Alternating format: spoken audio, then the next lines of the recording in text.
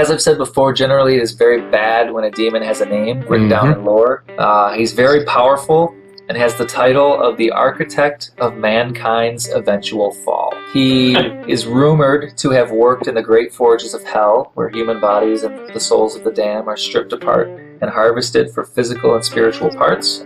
After centuries of design and planning, his greatest work was said to be a masterpiece, capable of expanding the influence and dominion to such a degree that they would no longer have to hide in the shadows and could rule openly. You see a lot of weird symbols and glyphs that don't make a lot of sense tied to Romothyr. They seem to match up with some of the symbols on the pages that you found in the warehouse. You're assuming that there might be some sort of code to unravel. With the roll that you had, you're not able to turn up anything specific on that language. That's pretty much where your next 8 hours are spent. Joe, you get lost, man. You spend about an hour trying to find something useful, and then you do find a book on werewolves, and that, despite your best intentions, really takes you off track. Definitely got his attention. Right. I mean, this thing killed your son, it attacked you. You're having a really hard time putting down the book. You learn how to kill them, how someone who is bitten but not killed can be turned to a werewolf. You learn about the hunger, the desire to eat human organs. Finally, you learn about silver being the true enemy of a werewolf or a lycanthrope. That's what you're able to learn over the course of about 8 hours. Gerald, you're the one that found out stuff this time. Architect of mankind's eventual downfall. You're Smith, apparently, of hell. I'm not sure where we go with that, except that we know it's bad news. We can continue to research him. You found a mention for a codex. Oh, okay. Just so you know that was one of the things that you would pick out with all of these symbols. It seems like there was a reference to some sort of translation book. Okay. Which, Eric, that's actually very useful to you in your search. You've been kind of getting acquainted with these books a little bit. Now that you know that it's not necessarily a language so much as it is a translation matrix, that will help you narrow down your search at all. I go out for a breath of fresh air. Okay. Directly to my car. Have a cigar, pop the trunk, unduct tape Stockholm's mouth. So you missed me? Just so you know, Romothyr is an 1800s demon. He's known as the architect of the eventual fall of mankind. Kind of big news. How did you figure that out? Good old hard work. The demon looks like he knows something now. So why are you telling me? Because you gotta know something. A big name like that, old demon, has a title, even as a simple soldier. You don't go, walk around those stomping grounds without hearing things. So you can be nice and tell your buddy, who you've been traveling with for a while now, that you've got a connection with, what you might know about this, or I'll go back inside and get Eric. Look, I don't know what you want from me here. I don't run in those circles. You don't hear stories. I mean, I hear stories, but not about that guy. I find that hard to believe. He's kind of important. He might have been. They said it was from the 1800s. That's ancient history. Not to demons, it isn't. You're not useful. Duct tape time. Okay, what next? Well, I need to know more about him. Okay. What the eventual end of mankind is. Eric? Now that I know there's not a language in and of itself. Joe? I tried to help out with the search again. It took you guys a while to get this all sorted out, but you think starting to see the bigger picture come together. You find a mention of the codex in an old journal. A journal that looks exactly like this. It's old-timey, leather-bound, got these cool little metal things on it, and this cool little binding in the back. It's this journal. You're not going to believe who it belongs to. It's the journal of Lewis and Clark. It turns out that Lewis and Clark were hunters. That explains a lot. Based on, yeah, right? Plot twist. What a twist. According to the journal, these guys were real badasses too, from the sounds of it. And you read through some of the normal stuff, which is haunting in such and such a place, a ghoul uprising in such and such a place. But what really catches your attention is there's a section near the back that mentions a codex that they stashed inside of an Oriental lion statue and hid it in a safe house in Louisiana. And a specific location within the state of Louisiana is not given. Pull up an internet search to try and figure out where Lewis and Clark would have been. And you actually have to go outside to do this because there's no Wi-Fi and they're not running a hard cable downstairs for you. So you take a break, you go upstairs, have a couple smokes. You've got a problem. Looking at the maps of Louisiana, when this journal was written, Louisiana was part of the Louisiana Purchase, which, if you remember the Louisiana Purchase, it was huge. If you just include the route that Lewis and Clark took through the northern United States, Louisiana could be one of 5 states. Could be Montana, Idaho, North Dakota, South Dakota, or Nebraska. That's all you get from that. Gerald, as far as looking for more information on the fort, you find a legend about demonic grand unified field theory. It's like the holy grail of demonic craft. Okay. You find references to something called Diabolica Mechanica, or the demon machine. Yep. And you're not able to find any specific information on what it does, only that should it ever be assembled and properly activated, it would usher in a golden era of demonic rule, the likes of which has never been seen before or since. Fun. That's pretty much what you can find that may or may not be relevant to Romothir. That was supposed to be his project. As far as the demon forges in general, it's pretty much what you'd expect. Souls are taken from damnation. They are run through some sort of cleansing process where they are turned into a raw material. Then they are processed, put into little bits, and then repurposed into things. That's what you're able to find on the demon forge. Joe, you're able to get yourself a little bit more acquainted with some of the weaponry along the vein of Spear of Longinus. And you find a couple of other references to a hammer of smiting, and you find similar references for a scimitar that's back from the 1600s, and potentially something along the lines of a weapon used by Alexander the Great, but that's a veiled reference and you're not able to find very. So you are able to turn up a couple of leads as to specific items that might be able to create the black goo that was found on that site, in addition to the Spear of Longinus. And that's news to both you and Eric, by the way. Indeed. As far as you knew, that was exorcism or bust. It's encouraging news. Eric, while you're upstairs, and by the way, Gerald, this doesn't happen for you. You're too old. But Damn. Eric, while you're upstairs, you also get your share of female attention. It's mostly alcohol and drug fueled, but it's still there. Focused on this right now. You get a couple phone numbers if you even want them. But what are you going to do with them, right? Call, be pen pals, start a meaningful relationship online. There's one other thing, too. Once you get back downstairs, how the hell are you going to find a book that's somewhere in the Louisiana Purchase, hidden inside of an Oriental statue? Jared looks like he needs a break. His eyes are glazing over. He orders some jalapeno poppers and tries to hit on some of the young women, but he's not having a whole lot of luck. Which is made even more, I guess, it kind of rubs salt in the wound too that both Eric and Joe had these just gorgeous women just throwing themselves at him. It's because I'm white. And I mean, yeah, they had a little bit of maybe not wanting to go back. Certainly doesn't help.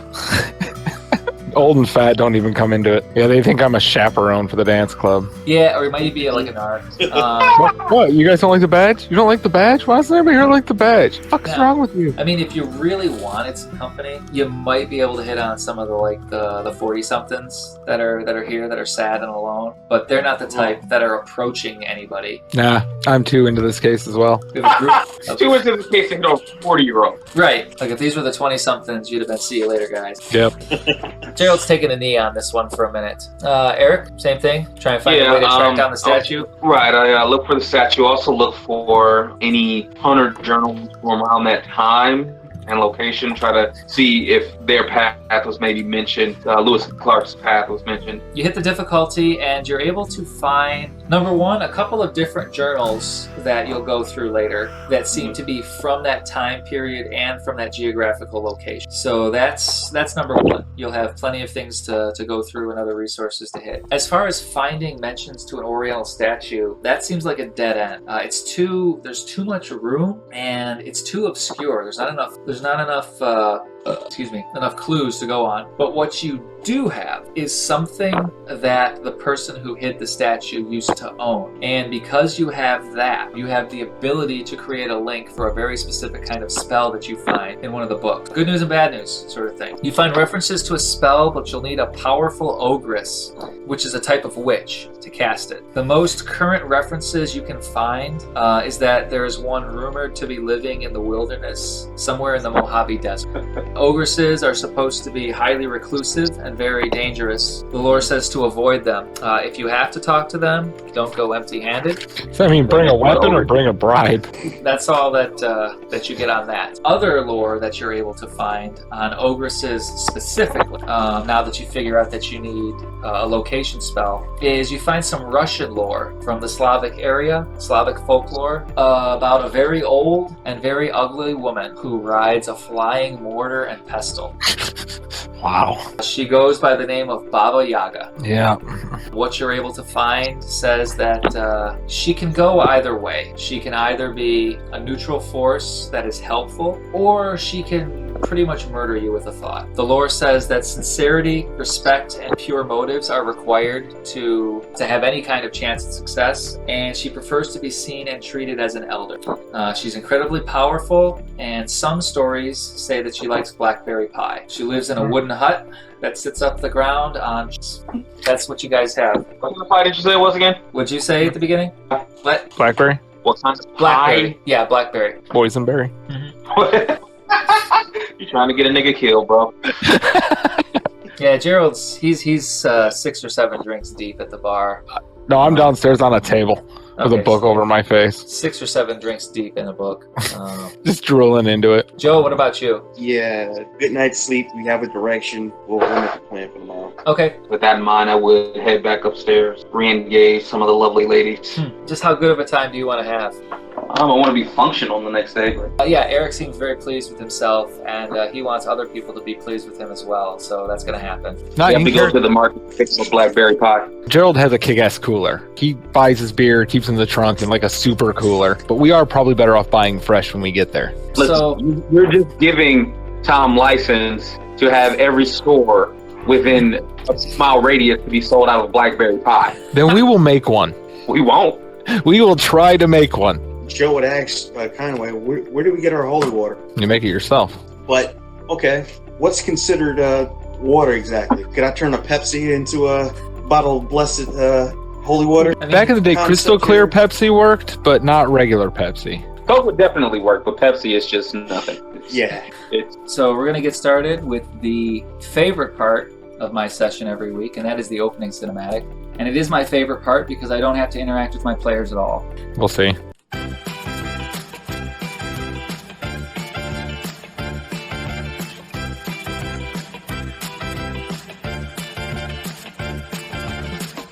It's not unusual to be loved by anyone. It's not unusual to have fun with anyone. But when I see you hanging around with anyone, it's not unusual to see me cry. Oh, I wanna die.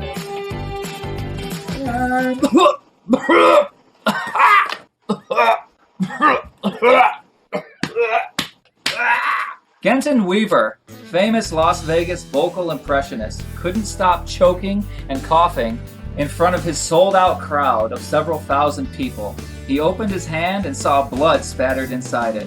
He tried to get it together, and he could see he was starting to lose the crowd. Helen raced backstage. Why did it always have to be cutting things so close? She knew the witch was nearby in one of the front rows, but she had to find the hex bag first if Mr. Weaver wasn't going to have an early and permanent retirement. A giant security guard, more a mountain with arms than an actual man, put out his hand to stop her. She pressed her 2 fingers to his forehead and whispered, "Mentem tom ac valentata masuno." A yellow light flashed in the guard's eyes, and he seemed to lose all interest, or anything else for that matter. She quickly rushed past. She could hear the singer struggling to catch his breath. Hex bag, where was it? She had to think.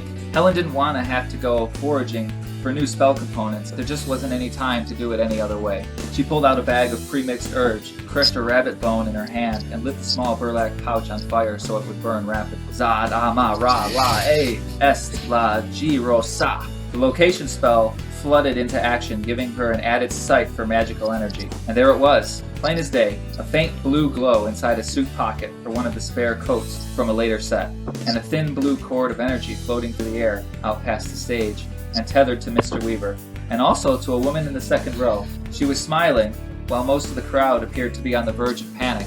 Helen ripped open the false pocket and pulled out the hex bag, quickly lighting it on fire. After a bright orange and red flare the hex bag disintegrated, and Helen could see the blue cord of magic connected to the singer fade away. She made eye contact with the witch in the second row, who shot her a hateful glare as she started making her way to the exit. The singer finally cleared his throat. Whoa, folks, just what was that, am I right? Stay away from the shrimp. The crowd chuckled, if a little nervously. Boys, let's try that one again. It's not fair to all these people to get half a song. Sorry, folks, it's not unusual to get a little cough when you're up on stage. From the top, boys. 5, 6, 7, 8, hit it! Helen thought, well, the show must go on. The poor bastard had no idea just how close he had come to biting it. She chased the witch from the second row down along an empty service corridor from an empty section of the arena. Stop, she shouted. The blonde woman turned around and faced her. You, why did you do that? He was supposed to get what was coming to him. I have no idea what you're talking about, Helen said. Well, if you did, you wouldn't have stopped me. He said he would call. He said I was different from the other girls he'd met before. He said we could be something special. And then after I did all those things for him, nothing. It's like I don't exist. You don't do that to someone. And I won't have you getting in my way again. She said as she quickly closed the distance between Helen and herself, pulling out a curved dagger and shoving it deep inside Helen's middle. Her mouth opened wide in pain and shock and surprise as her entire body shimmered and faded away in a swirl of smoke. Helen quietly from behind put her own knife at the woman's throat and said with venom, "And I won't have people like you running around me making people like me look bad," right before slitting her throat. Just then, she heard her phone ring in her pocket. She pulled it out and was surprised to see a number she hadn't seen in a long time. It was that sweet, quiet chocolate hunter from that job back in Tucson.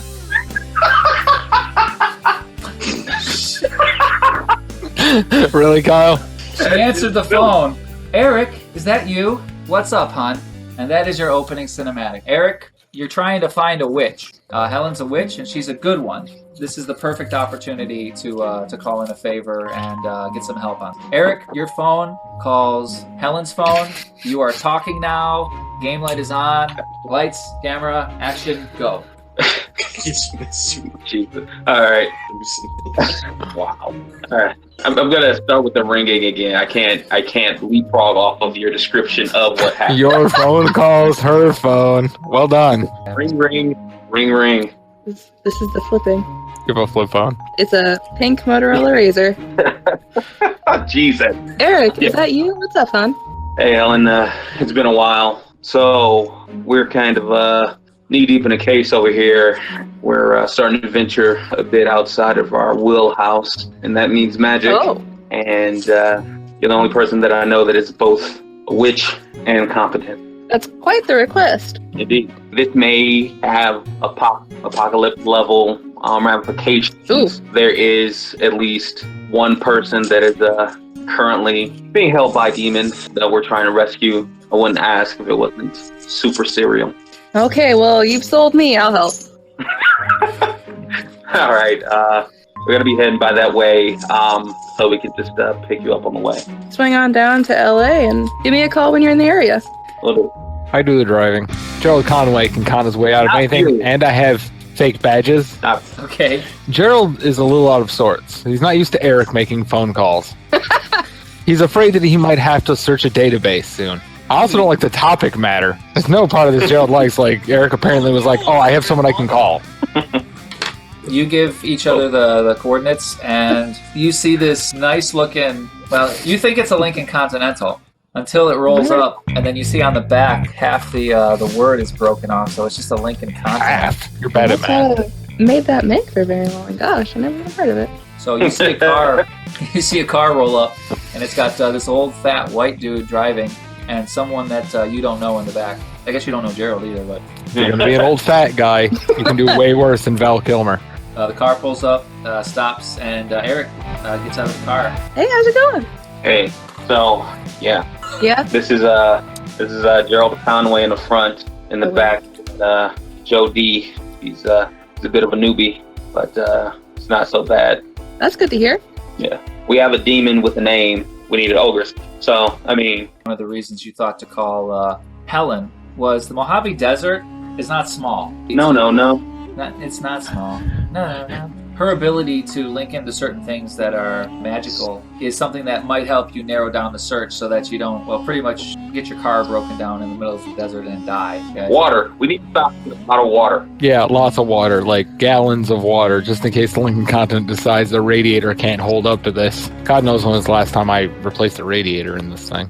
How about a blessing? Let's get this thing blessed at least. I mean, I understand, your little vehicle here, Gerald. Gerald doesn't take bless care of his it. vehicle. He does pray to God regularly that it keeps running. You might know a spell or two that could help the car out. Perfect. What about your pie? Did you forget about your pie?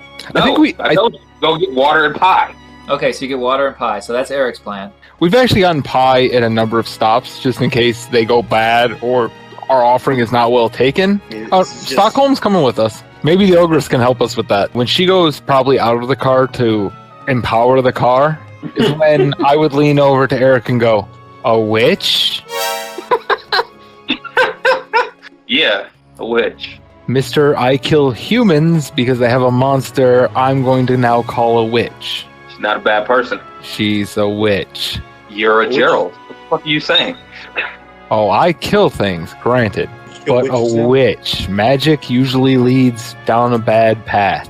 Sorry, I'm trying to put this in my notes. I mean, can we kill witch times too? Generally when we find them, because they hex people, kill people, use their bones for rituals. And hey, look, I've used some Oh, pretty okay. shady things for some It's rituals okay. in my day. But I don't try to make it my day-to-day lifestyle. Listen, I can't believe I have to explain this to you, Conway, given how old you are. But I mean, you are equally white, so maybe I should. Not everything is a monolith. Not everything is black and white. Yeah, I killed those people, but those people have been monsters for generations. Just because their DNA was 100% human did not make them any less monster. And Helen, she's a good person. It's because she's a witch doesn't make her a monster. I get that. You're also kind of new to the game. You've definitely got some miles on you. But I met people who said that their vamp friend was good, or their werewolf friend was good, or their witch friend was good. And they might have been at the time, but given enough time, they go bad. And witches are people, not monsters per se. They just know a few things. But how well do you know this person? They're blessing my car, or... I would say that I know her about as well as I know you. No, we don't know each other that well.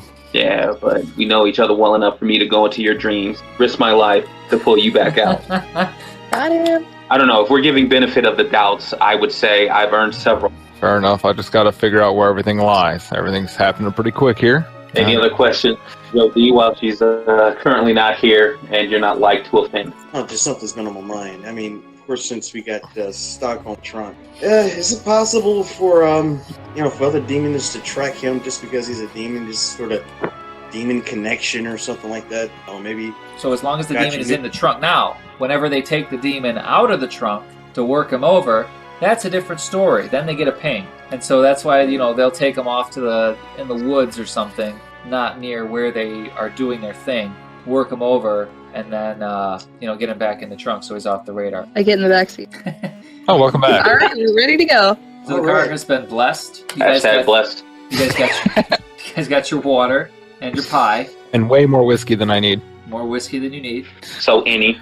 Okay, so I'm gonna need some components, which I probably have on me. I get into my pocketbook and I pull out some. Okay, you guys see Helen starting to rummage through some of her belongings, trying to pick out different bits and pieces. She starts drawing something weird on the ground. Okay, I'm pulling out some magnesium and some. It looks like pencil shavings, but it's really like cinnamon. There's some teeth in there. They look like little tiny, maybe rat teeth.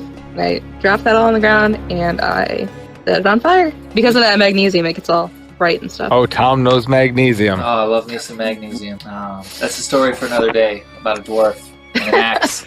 Fuck that dwarf. You guys see her doing some work on the ground and a bright flash. To you, it doesn't seem like anything happened, except, Helen, you can see a cord of power radiating from the center of the desert. So you have a general direction that you can go in. She tells you where to go. We go from there. Okay.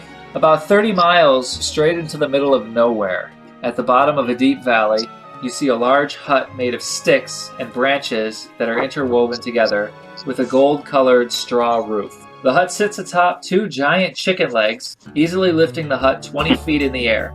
There is a knocker on the door, but it is out of reach. So we levitate. Drive right through those legs now. How high did you say it was, knocker? About 20 feet up in the air, there's a door and like one of those giant gold rings that you use to knock on the door. Okay. Doesn't take a witch to know this. Go up to one of the legs, and I'll tap on it and say, "Come here, I have to tell you something." I do have to tell the house something. Okay, so you get a natural 20. Oh, All right. You're supposed to fail outright, so I have to figure out something different now. Oh, that's amazing. It kind of picks up a little bit and shakes off to the side like you're like a thing crawling on. Knocks you off to the side, but it doesn't hurt you. Congratulations for rolling a natural 20 and not having the house fall. Perfect. Off to a good start. It's just a chicken leg. I go for my shotgun. I don't think I would recommend that. No, it's a fucking chicken leg. I'm It's supporting a house. Can I get a networking roll? You want to call Ladders R Us? Yeah. Oh, you always want to see if she's in the house? Yeah. Absolutely. Helen starts to work some magic again. Yeah. A simple telepathy spell, just to sense if anyone else is in the area. Yeah, you definitely sense a powerful force inside this hut. I turn around to the others and I say, "Yep, she's there." It is only 20 feet. We can do a human pyramid. Who wants to be on top? Not it.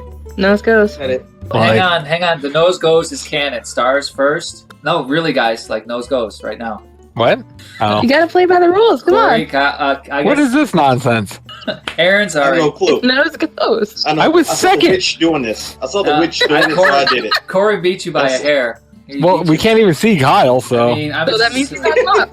nose goes. Sorry. I'm not really down with Gerald because that might do more damage than the chicken leg. I'll reach for the knocker. Let's Okay. just set this shit up. You're gonna need the car. Like 20 feet is a Mhm. long way up. There's only 4 of you, so you're able to get on top of the roof of the Lincoln Continent with a minor dent because of all the weight. Like you're gonna have to you're gonna have to pop that out later. Just to see Gerald's face as soon as he hears the buckles. Yeah, just a little. I mean, it's holding fine. It's fucking good. You know what? You guys can get your own car from here on out. Can I cast vitality on the roof? What's that on the roof? I mean, you can make the dent stronger. Don't do No, that. I wanna make the dent not there. So you guys are able to knock on the door. The door opens by itself. I'm like 50% sure Corey's a Muppet at this point. Corey is a Muppet. There's that GM through entertaining. Yeah, we're good. Not them. Okay, entertain me. I'm gonna entertain Corey specifically because he's probably a Muppet. That's how he role plays. Like, Kermit the Frog. I don't want regular Kermit the Frog. I want the fucking reporter Kermit the Frog breaking hearts. That's the Kermit I want. Once you activate the door knocker, the house shakes and sits down, and then the door opens. Once inside,